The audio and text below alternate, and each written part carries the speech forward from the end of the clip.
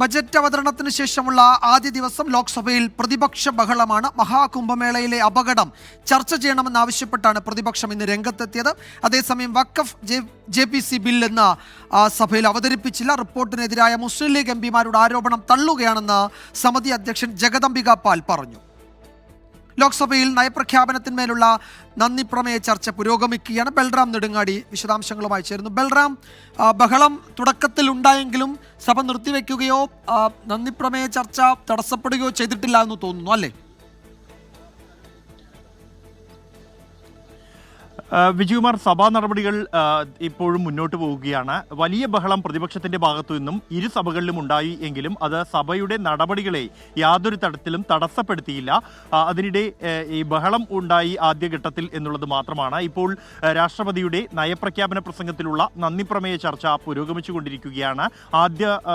ഈ ചർച്ചയിൽ പങ്കെടുത്ത് സംസാരിക്കുന്നത് ഡൽഹിയിൽ നിന്നുള്ള BJP അംഗം രമേശ് ബിദുരിയാണ്.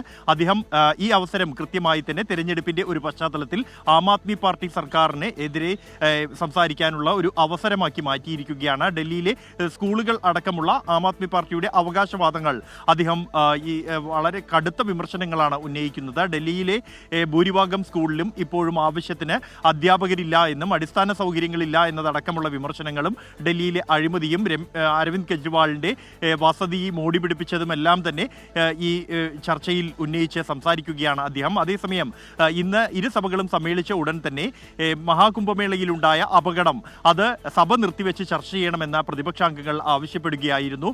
അത് ചർച്ചയ്ക്കായുള്ള നോട്ടീസുകളും ഇരു സഭകളിലെയും അധ്യക്ഷന്മാർക്ക് നൽകിയിരുന്നെങ്കിലും രണ്ട് സഭകളിലും അത് ചർച്ചയ്ക്ക് എടുക്കാൻ അധ്യക്ഷന്മാർ തയ്യാറായില്ല.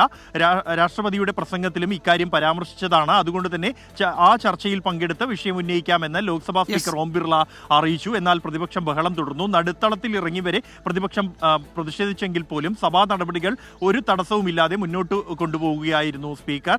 രാജ്യസഭയിലും സമാനമായി ഇത്തരത്തിൽ തടസ്സപ്പെടുത്തുന്നത് ശരിയല്ല എന്ന് അധ്യക്ഷൻ ജഗ്ദീപ് ധങ്കർ വ്യക്തമാക്കി പ്രതിപക്ഷാംഗങ്ങളോട്. കൂടാതെ ചട്ടപ്രകാരമല്ല നോട്ടീസ് നൽകിയത് എന്നും അതുകൊണ്ട് ചർച്ചയ്ക്കെടുക്കാനാകില്ല എന്ന് അറിയിക്കുകയുമായിരുന്നു. രാജ്യസഭയിലും ഇപ്പോൾ രാഷ്ട്രപതിയുടെ നന്ദി പ്രമേയ ചർച്ചയിൽ രാഷ്ട്രപതിയുടെ പ്രസംഗത്തിലുള്ള നന്ദി പ്രമേയ ചർച്ചയിൽ ഇപ്പോൾ നടപടികൾ തുടരുകയാണ്. പ്രതിപക്ഷാംഗങ്ങൾ ഉൾപ്പെടെ ഈ ചർച്ചയിൽ